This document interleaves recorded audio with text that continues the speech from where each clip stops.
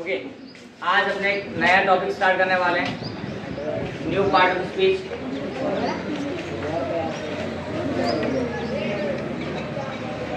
Verb का मतलब क्या आता है?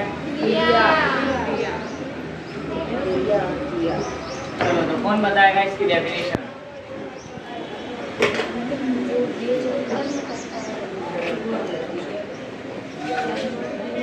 सनीदेव जी आप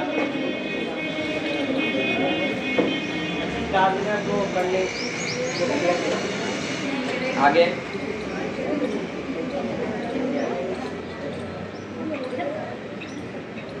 The actions being performed in a sentence are called verb. वाक्य में किए जाने वाले कार्य को ही क्रिया कहते हैं। बस सिंपल तो है। The actions being performed in a sentence are called verb. जो भी कार्य अगर किसी वाक्य में किए जाते हैं तो वो सब क्या बन जाते हैं भाई? क्रिया बन जाते हैं। क्रिया मतलब क्या है? कार्य जो किया जा रहा है वही, ठीक है। और वो कार्य कोई भी हो सकता है, वो कार्य अब कोई भी हो सकता है। तो किस तरह का वाक्य में जो कर्ता होता है वो करेगा कार्य को? कौन करेगा? कर्ता। क्योंकि हम लोग जब सेंटेंस का कोई भी स्ट्रक्चर लेते हैं तो सबसे पहले क्या लिखते हैं? उसके बाद में क्या लिखते हैं? उसके बाद में मेन। ये तीन चीज तो नॉर्मली होती है। कार्य को करने के लिए किसकी जरूरत पड़ती है? सब्जेक्ट की, यानी कि कर्ता। उसके बाद में कोई कार्य किया जाता है वो एक्शन बीइंग परफॉर्म। उसके बाद में ऑब्जेक्ट जो जिसके लिए वो कार्य किया जाए वो, ठीक है। ऑब्जेक्ट के बिना सेंटेंस बन सकता है लेकिन सब्जेक्ट के बिना नहीं बनता है। अगर सब्जेक्ट नहीं होगा तो वहाँ हिडन होगा ही, डायरेक्टली नहीं हो, इनडायरेक्टली वहाँ पे सब्जेक्ट होगा ही होगा।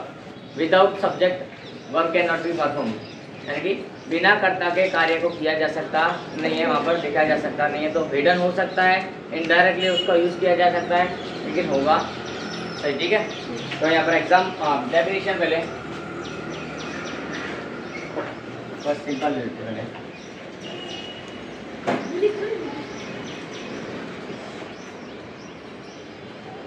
the actions being performed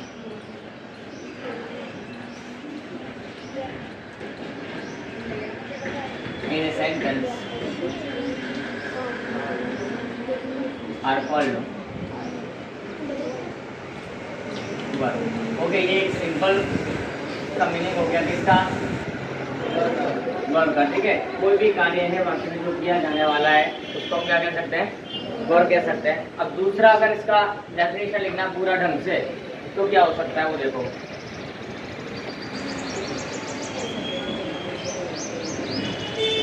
The verb is a word used to express, क्या होगा भाई? एक्सप्रेस सम एक्शंस, फीलिंग्स और what? एक्सिस्टेंस ऑफ समथिंग, कोई चीज़ के लिए। अब सपोज करो मैं वर्ब की बात करता हूँ जहाँ मैंने कोई काम नहीं किया लेकिन अपना यूज़ करते हैं इंट्रोडक्शन के लिए। इंट्रोडक्शन में कोई क्रिया थोड़ी ना होती है। इंट्रोडक्शन के लिए भी तो होता है, वहाँ पे क्या होता है? एक्सप्रेस समथिंग या समवन, किसी चीज़ को या खुद को, किसी व्यक्ति को वहाँ पर एक्सप्रेस करने के लिए भी वर्ब की जरूरत पड़ती है। जैसे कि अपने किसी और को एक्सप्लेन करते हैं, जैसे कि दिस इज डॉग, डॉग के बारे में एक्सप्लेन है, इट है डॉग के बारे में ऐसे लिखना है कोई भी, या फिर किसी पर्सन के बारे में कुछ लिखना है तो वहाँ पर उसके पास जरूरी नहीं है कि क्या हो? एक्शंस हो, उसकी जगह पर क्या सकता है? एक्सप्रेशंस हो सकते हैं उसके लिए। और कभी कभी फीलिंग्स भी जहाँ होती हैं तो वो भी हमारे यहाँ किस में करी जाएंगी? एक्शंस में काउंट की जाएंगी। तो यहाँ पर डेफिनेशन में सिंपल अगर बोले इसके मीनिंग तो क्या हो सकता है? The actions being performed in a sentence is called या आर कॉल्ड वर्ब। लेकिन अब डेफिनेशन की बात करें तो एक्शंस के द्वारा या उससे भी आगे कुछ है तो क्या होगा? The verb is a word, the verb is a word to express या फिर टू एग्जीक्यूट सम एक्शंस। यहाँ पर एक्सप्रेस ही क्या हो सकता है?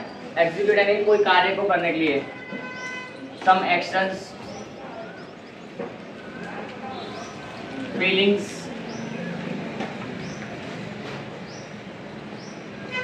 and to express something.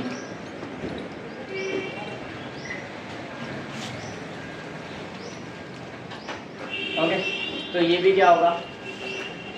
Verb होगा। वर्ब क्या है? एक शब्द है। वर्ब क्या है? एक शब्द है किसके लिए यूज होता है? टू एक्सप्रेस सम एक्शन, या तो कोई कार्य को दर्शाने के लिए या फिर फीलिंग्स को दर्शाने के लिए यूज होता है, और या फिर किसके लिए होगा? किसी भी घटना को एक्सप्रेस करने के लिए, किसी को इंट्रोडक्शन के लिए जो यूज होगा एक्सप्रेस समथिंग में यही चीज़ होंगी। तो ये हमारे लिए क्या हो जाएगा? वर्ब का डेफिनेशन होगा। एग्जाम्पल की हम बात करें पहले, बेसिक एग्जाम्पल्स बोलो, कौन बताएगा? लिखना, दौड़ना, चलना, खाना, पीना, पढ़ाना, ये सारी जो भी कोई क्रिया हम कर रहे हैं, कोई भी एक्शन हम कर रहे हैं, वो सब क्या है? ये एक्शन हैं, ठीक है।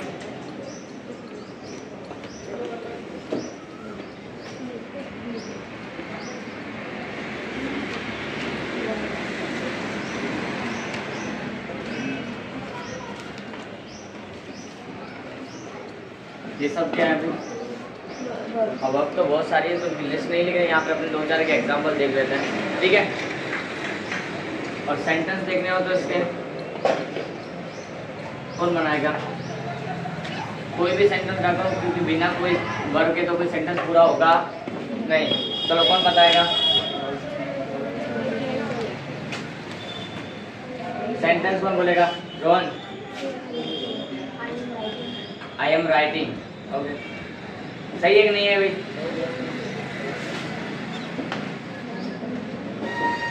चलो इसने बोला आई एम राइटिंग, उसके पीछे ऑब्जेक्ट भी लगा देता हूँ, बिना ऑब्जेक्ट के मेरे को अच्छा नहीं लग रहा है। मैं लिख रहा हूँ बट क्या? एक पत्र, I am writing a letter.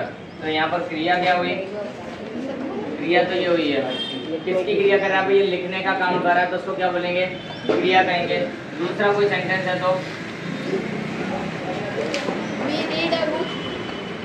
he reads a book, he reads a book, वो एक पुस्तक पढ़ता है, ठीक है। तो यहाँ पे क्रिया क्या हुई? पढ़ने का काम कर रहा है ना, किसको पढ़ रहा है? पुस्तक। तो पुस्तक क्या हो जाएगा? ऑब्जेक्ट, और ये क्या हो जाएगा? क्रिया यानी वर्ब, ठीक है। और सब्जेक्ट, सब्जेक्ट देखो यहाँ पे 3 चीज मिनिमम जरूरी है। बीच में हम क्या यूज कर रहे हैं? जो हमने बाकी के पार्ट ऑफ स्पीच पढ़े हैं, एक सेंटेंस में जो आता है आर्टिकल्स है क्या? नहीं है। आगे सॉरी, ही रन फास्ट, ठीक है, हो सकता है। और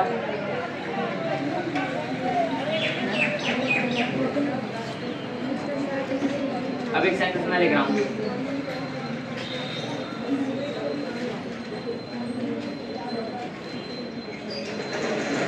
राजा भरत के बारे में सुना होगा, जिसके नाम पर भारत पड़ा। तो Bharat was a great king, Bharat was a great king. तो यहाँ पर क्या है भाई? बोलो यहाँ पर क्रिया क्या है? बोलोगे क्रिया ही नहीं है सर, नहीं है ना क्रिया, तो पता था तुम लोग यही बोलोगे। क्यों ऐसा? ये लास्ट में जो दूसरी डेफिनेशन लिखी वो इसलिए लिखी मैंने बेटा कि हम अगर किसी को इंट्रोडक्शन देंगे तो किसका उपयोग किया जाएगा? एक्सप्रेस समथिंग, किसी चीज के बारे में हम बता रहे हैं तो वहां पे जरूरी है कि कोई इस तरह की क्रिया ही हो, ये भी हो सकता है, हो सकता है नहीं हो सकता? कोई भी है, ये टू बी के रूप बोला जाता है इनको। कौन कौन से हैं टू बी के रूप? पता है किसी को टू बी के रूप कौन कौन से हैं? Is, are, am, was, were और विल शैल नहीं है, सिर्फ is, are, am, was, were. फिर लास्ट में बीइंग आता, बीन आता है। गुजराती में सब बोलेंगे टू बी के रूप में सब आते हैं, जितने भी हेल्पिंग पर्सन तो सबको टू बी के रूप बोलते हैं, लेकिन टू बी के रूप में सिर्फ इतना ही है। Is, are, am present tense में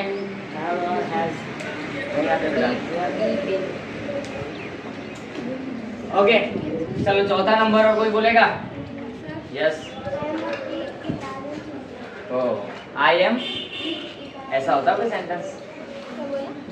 आई ईट हो सकता, आई एम ईट नहीं आता, आई एम ईटिंग हो सकता है। फिर टेंस का नॉलेज नहीं है, छठी सातवीं वाले के लिए रखनी पड़ेगी, कर सकता है। और कोई? मिस्टर सोनी टीचर्स स्टूडेंट हो सकता है। यस,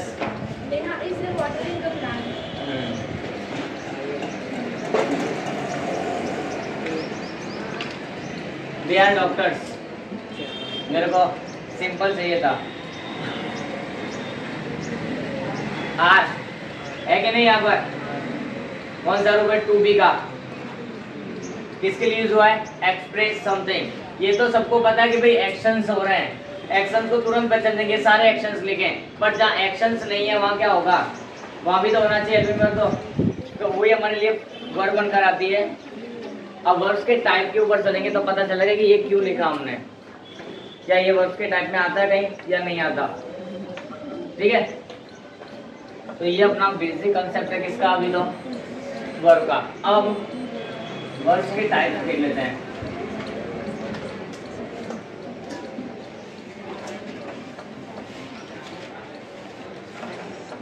वर्ब के प्रकार कितने होते हैं, किसी को पता है? दूसरा मत देखना, अगर इसमें देख के बोला तो पड़ जाएगी। हिंदी में आता तो हिंदी बोल सकते हो।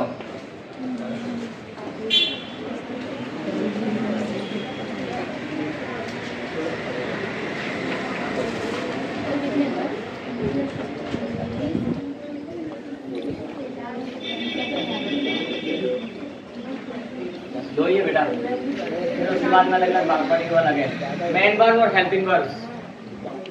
यहाँ पर हमको किसके बारे में पढ़ना है? पहले मेन वर्ब्स और हेल्पिंग वर्ब्स। फिर मेन वर्ब्स के अंदर अलग से भाग पड़ेंगे, चार्ट बना देते, ऐसा करते हैं।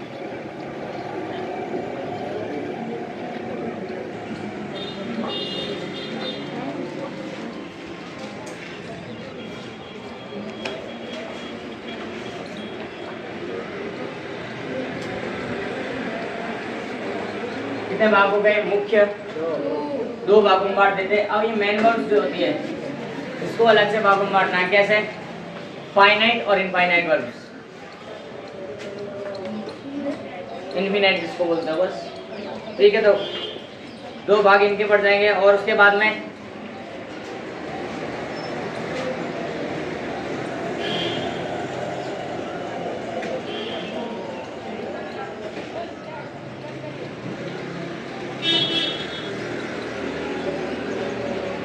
चलो और फिर से फाइनाइट वर्ब के दो भाग और पढ़ेंगे।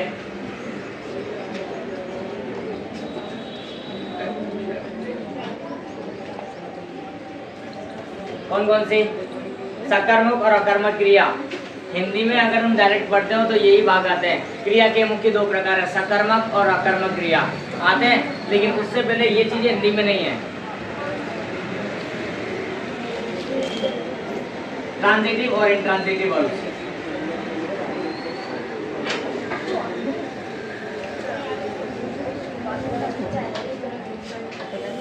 ठीक है, पहली क्या है? ट्रांजिटिव, यानी क्या होगा? सकर्मक क्रिया, और दूसरी क्या है? अकर्मक क्रिया। अब ये किस तरह की होती है? जिनमें कर्म होता है पीछे क्रिया के बाद में, उसको सकर्मक बोलते हैं। सकर्म लिखा हुआ है, यानी कर्म के साथ वाली क्रिया, सकर्मक ट्रांजिटिव। और ये क्या था? बिना कर्म ना हो उसके बाद में, तो अकर्मक, यानी कि जिनमें कर्म नहीं है।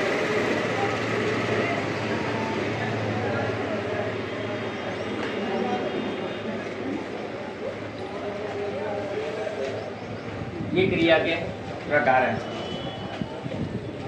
फर्स्ट क्या है? मेन टू टाइप्स हैं, एक मेन वर्ब और दूसरा हेल्पिंग वर्ब। उसके बाद में मेन वर्ब के दो से दो भाग पड़ते हैं, फाइनाइट और इनफाइनाइट। ठीक है, और फिर फाइनाइट में दोबारा कितने भाग पड़ते हैं? दो भाग पड़ रहे हैं। कौन कौन से?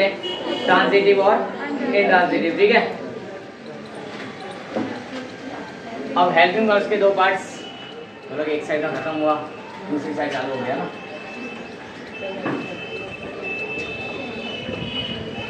ज्यादा नहीं है इसमें। अब इसके दो भाग कौन कौन से? किसी को पता है? प्राइमरी और मॉडल वर्ड्स। मॉडल ऑक्सिलरी जिसको बोलते हैं, सुना किसी ने मॉडल ऑक्सिलरी का नाम?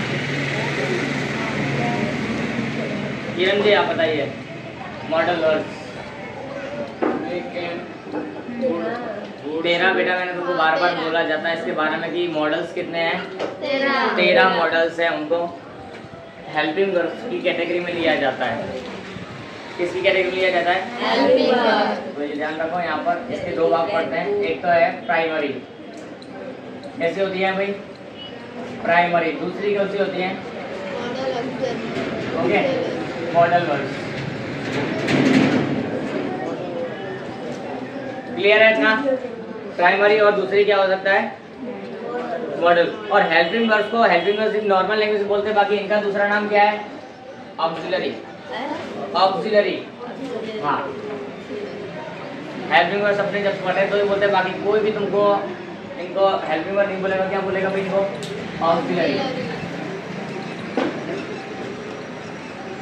पीछे वर्ब्स लगाओ, ठीक है? नहीं तो ये पूरा हेल्पिंग वर्ब ही पूरा क्या बन जाता है? ऑक्सिलरी, ठीक है?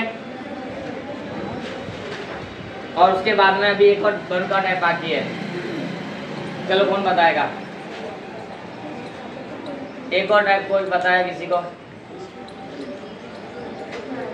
हिरण जी नहीं पता? खुशी देख, सबसे ज्यादा ज्ञानी यहाँ पर और कोई नहीं तेरे से ज्यादा। कॉजल वर्ब बाकी है, गेट, हैव और मेक, तीन आती है उसके अंदर। कौन सी बाकी है? कॉजल वर्ब बाकी है, वो पूरा अलग से पढ़ेंगे अपने, इसके लिए इसको यहाँ पे लिखा नहीं है, ठीक है? वो भी इसी में आती है। जो काम डायरेक्टली कोई कर्ता नहीं कर सकता उसके लिए इसका उपयोग किया जाता है। कर्ता डायरेक्टली खुद वो काम नहीं कर सकता, उसके लिए किसी और की हेल्प ली जाए तो वहाँ पे क्या यूज होता है? कॉजल वर्ब का। जैसे कि हेयर कट करने का काम, अब कोई व्यक्ति अपने हेयर खुद कट कर सकता है? नहीं करता है, मोस्टली कर तो सकता है लेकिन करता नहीं है, क्योंकि ये ओके। तो यहाँ पर जब दूसरों की हेल्प जाती है तो उसके लिए क्या होता है भाई? कॉजल वर्ब्स, ठीक है? ये वर्ब्स के पूरे टाइप हो गए हैं। कितने टाइप हुए? पहले मुख्य दो प्रकार, मेन वर्ब, दूसरा क्या है? ऑक्सिलरी यानी कि हेल्पिंग वर्ब जिसको बोला जाता है। मेन वर्ब के अंदर दो प्रकार, फाइनाइट और दूसरा क्या है? इनफाइनाइट। उसके बाद में फाइनाइट के दूसरे दो प्रकार हैं, ट्रांजिटिव और इंट्रांजिटिव, सकर्मक अकर्मक। उसके बाद में यहाँ इसके प्राइमरी यानी कि जो मुख्य अपने टू बी के रूप यूज करते हैं और एक्स्ट्रा भी जो कोई यूज करते हैं वो सब किसमें आते हैं? इसमें। और जो बाकी के बच्चे वो मॉडल में चले जाते हैं। जो कैन, कुड, मे, माइट सब विल भी बोली थी, कहाँ से इसमें भी लाएगा बताओ? अब नहीं आ रहा ना, विल तो मॉडल्स में चला जाएगा, फिर टू बी के रूप में कैसे चला जाएगा? नहीं जाएगा, ठीक है? तो फिर बाद में क्या आता है? कॉजल वर्ब में सिर्फ 3 ही है, इसके अंदर 13 हैं। मैं लिख देता हूँ, मॉडल्स कितनी है? 13। और ये कितनी है भाई? और बाकी सब बची है। क्लियर है? पहले इतना कंप्लीट कर लो, फिर हम एक एक को अंदर चलेंगे।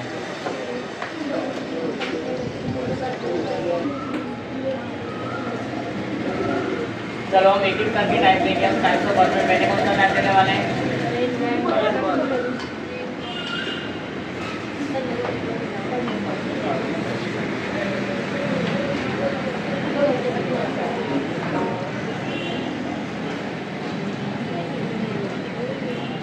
चलो, मेन वर्ब यानी होता है मुख्य क्रिया। क्या होता है?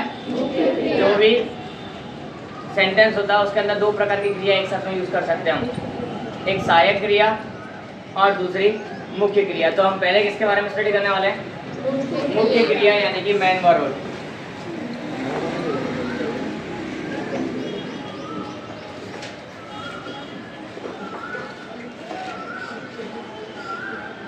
ओके, अब होती क्या है ये मुख्य क्रिया? जो अपनी वर्ब की डेफिनेशन वो यहाँ सुटेबल होती है अगर उसके अंदर से थोड़ा सा पीछे की चीज हटा दी जाए, इंट्रोडक्शन वाली, एक्सप्रेस समथिंग, ठीक है? तो मेन वर्ब ये अपने को क्या पता है कि कोई भी कार्य को करने का उसका अनुभव, उसकी अभिव्यक्ति किस तरह से करनी है उसके बारे में बताती है। और वाकई में कर्ता के अनुसार एक सीमित रहती है, कर्ता के अनुसार होती है ये कि कर्ता किस तरह का कार्य कर रहा है, कर्ता के कार्य पर इसका आधार रहता है। तो main verb is the verb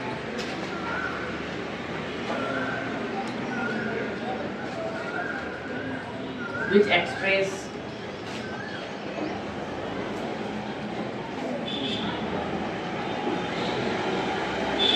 actions, feelings and emotions and limits to the subject. और ये क्या करती है, सब्जेक्ट तक में, कर्ता तक में क्या रहती है, सीमित रहती है। कर्ता अगर कोई कार्य करेगा तो ये है, बाकी इसका कर्ता के सिवाय किसी और के साथ में कोई संबंध होगा नहीं। इस प्रकार की ये क्रिया होती है। मुख्य क्रिया का सीधा संबंध किसके साथ होता है?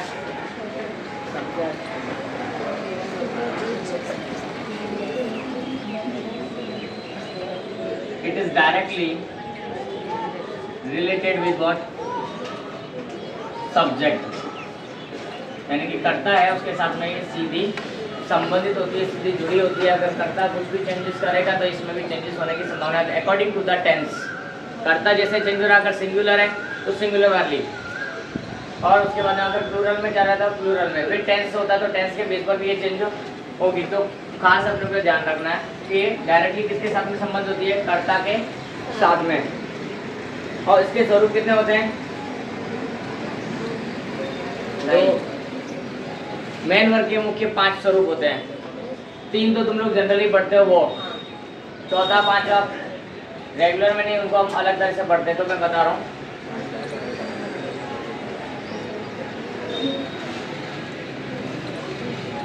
There are 5 forms of verb.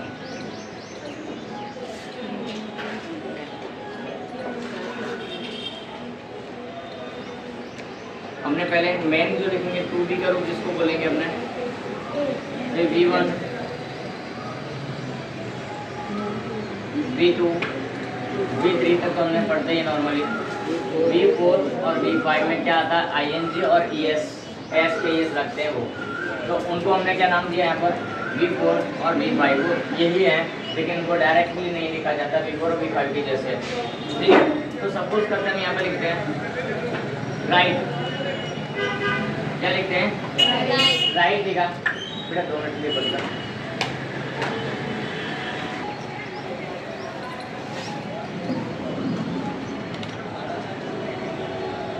Mostly क्या होता है? To write, to run, to catch. हमने 2-3 एग्जाम्पल ले लेते हैं। To play, okay. ये मैंने यहाँ पर 4 वर्ब लिखे हैं, उनका भी ये बेसिक है जिनको टू के साथ में यूज किया जा रहा है अभी तक, क्योंकि अभी तक एक फॉर्म नहीं बनी है। यहाँ तक इनका रॉ फॉर्म है। ठीक है, अब इस फॉर्म को किसे बनाना है? V1, V2, V3 और V4, V5 में कन्वर्ट करना। तो किस तरह से होगा? तो किसी भी वर्ब का V1 क्या होता है? वो मेन वर्ब खुद है, उसका without any help of to की हेल्प के बिना अगर वो यूज की जाए तो वो क्या है? वर्ब की फर्स्ट क्या होगा? राइट, राइट है तो रन है तो रन, कैच है तो कैच, और प्ले है तो प्ले। और भी अगर कोई वर्ब है, अगर वो अपने मूल स्वरूप में डायरेक्टली यूज की जा रही है तो उसकी क्या होती है? V1 होती है। कौन सी होती है? V1। मूल स्वरूप में जैसी वो होती है सेम वो, विदाउट मेकिंग एनी चेंजेस, कोई भी चेंजेस किए बिना अगर वो डायरेक्टली यूज की जा रही है तो वो क्या? उसकी V1। V2 होता है उसका पास्ट, किसी का क्या हो जाता है? पास्ट। तो राइट का पास्ट क्या हो जाता है? रॉड। ठीक है, और रन का क्या हो जाता है? Run, rain. कैच का क्या हो जाता है? कॉट। और उसके बाद प्ले का क्या हो जाता है? प्लेड। ठीक है, अब उसके बाद में हम V3, और ये क्या होता है? पार्टिसिपल होता है। क्या? पास्ट पार्टिसिपल बोलते हैं इसको। क्या बोलते हैं? कृदंत स्वरूप। हिंदी में क्या बोलते हैं इसको? कृदंत स्वरूप। ठीक है, तो राइट, रॉड, थर्ड फॉर्म क्या हो जाएगा? रिटर्न। ठीक है, रेन, रन, ठीक है। उसके बाद में कॉट, उसके बाद में अब यहाँ क्या नोटिस किया? कुछ वर्ब ऐसी है जिनका सेकंड फॉर्म और थर्ड फॉर्म कैसा होता है? सेम रहता है, लेकिन कुछ वर्ब्स कैसे होते हैं उनका तीनों फॉर्म क्या है? अलग अलग है। और कुछ ऐसी भी हैं टू कट, अब वो कोई भी इसमें आएगी तीनों में से, तो क्या रहेगा भाई? Cut, cut, cut. ठीक है, यहाँ कोई चेंज नहीं किया मैंने। ऐसे ही सेम क्या है? पुट, शट, पीछे जिसके यू और टी है वो सब के सब ऐसे कैसे रहेंगे, क्योंकि ये नियम है, वो बाद में सीखेंगे। ठीक है, अब V4 में क्या आएगा? ING लगेगा। ये कौन सा स्वरूप बताता है? ING वाला। और ये कौन सा स्वरूप बताता है? एस के ES वाला। ठीक है, तो यहाँ पे क्या हो जाएगा? राइटिंग। क्या हो जाता है भाई? राइटिंग। फिर क्या हो जाएगा? रनिंग,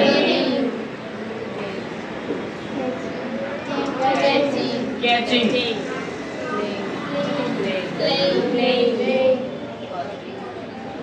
और उसके बाद में क्या हो जाता है?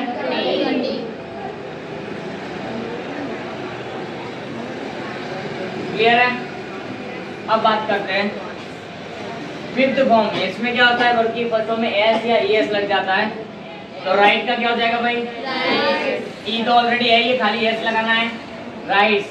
रन में क्या हो जाएगा? RUNS लगेगा डायरेक्ट। एस के ES के नियम ऑलरेडी हमें सीख चुके हैं, नहीं है तो बाद में सीखेंगे। उसके बाद में कैचिंग। कैच का क्या हो जाएगा? पीछे CH है तो क्या लगेगा? ठीक है ना। उसके बाद में प्ले, वाई हो, वाई के तुरंत पहले स्वर हो तो क्या लगता है? खाली एस, था कि नहीं? उसके बाद में कट है तो क्या होता है? कोई रूप नहीं अप्लाई होता है तो खाली एस लगा देंगे। क्लियर? ये इसके 5 स्वरूप है, V1, V2, V3, V4 और V5। 3 रेगुलर जिसको हम बोलते हैं, कहीं भी पढ़ोगे तो 3 स्वरूप को पढ़ना ही है। 14 और 5वें के अंदर सिर्फ जो मेन स्वरूप होता है उसी के पीछे क्या लगा दिया जाता है? ING। और 5वां स्वरूप होता है मेन स्वरूप के अंदर क्या लगा दिया? एस या ES। एस या ES के इसके खुद के अलग नियम हैं। क्रिया के पीछे एस ES लगाने के नियम है, तो उनको 3 ही नियम है, उनसे पता चल जाता है। ठीक है, अब आगे ये इसके 5 के 5 कौन से स्वरूप थे? बेसिक स्वरूप थे, हमने 5 के 5 है वो देख लिए हैं। अब इसके टाइप्स की बात कर ले। मेन वर्ब के टाइप कितने हैं? 2 हैं।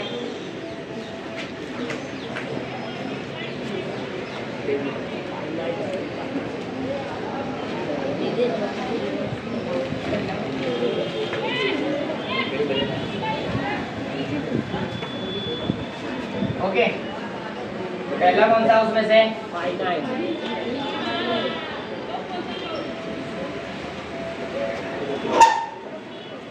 और दूसरा कौन सा है?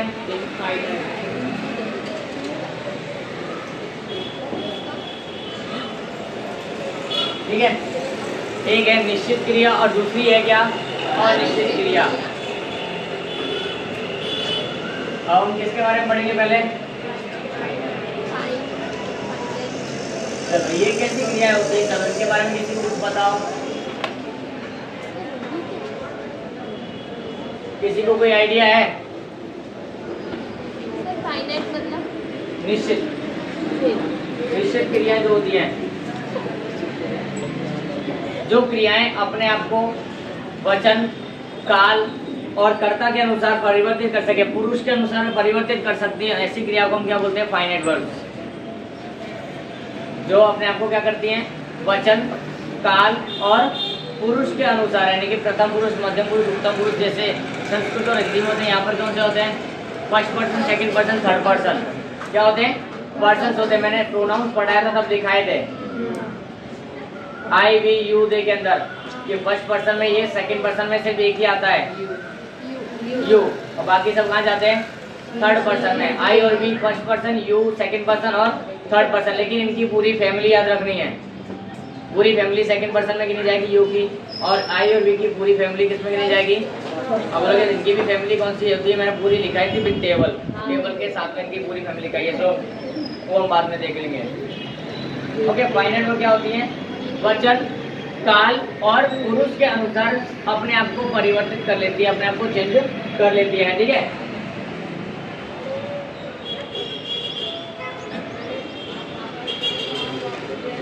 A finite verb is the verb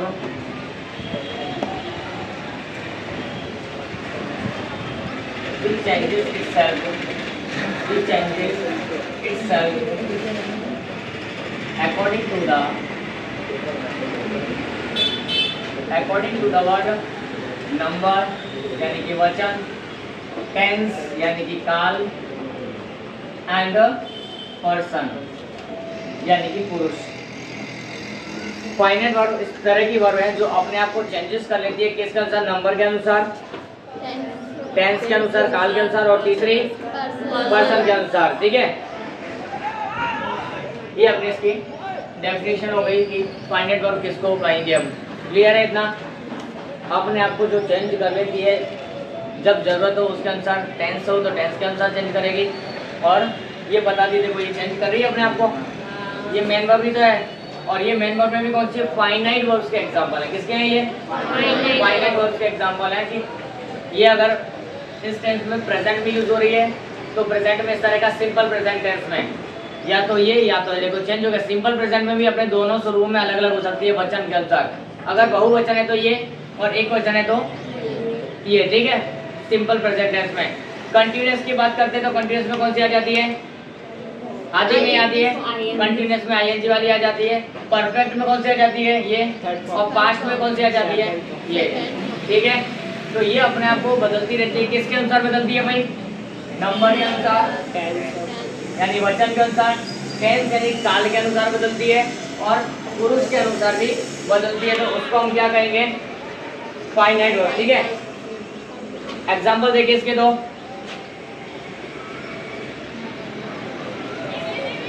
या सेंटेंस ही लेंगे डायरेक्ट।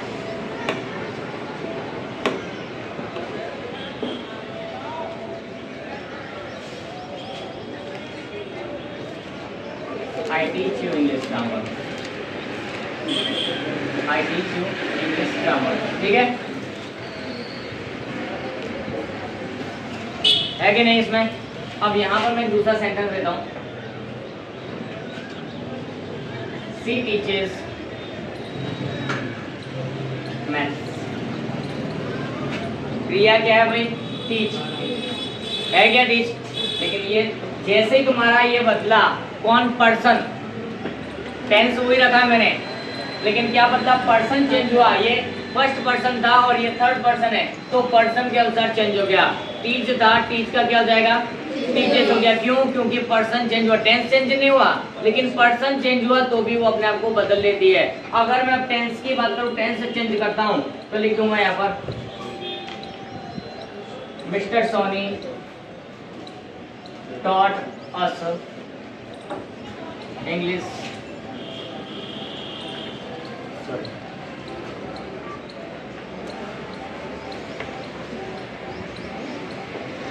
Now, मिस्टर सोनी ने हमको क्या पढ़ाया? संज्ञा पढ़ाई। लेकिन कब? भूतकाल हो गया। taught देखो चेंज हो गया कि नहीं? टेंस चेंज हुआ तो वो भी चेंज हो जाती है, यानी अपने आप को ये चेंज कर लेती है। अब चौथा नंबर में लिख रहा हूँ यहाँ पर, KKS is teaching us English, या फिर वर्ब्स लिख देता है डायरेक्टली।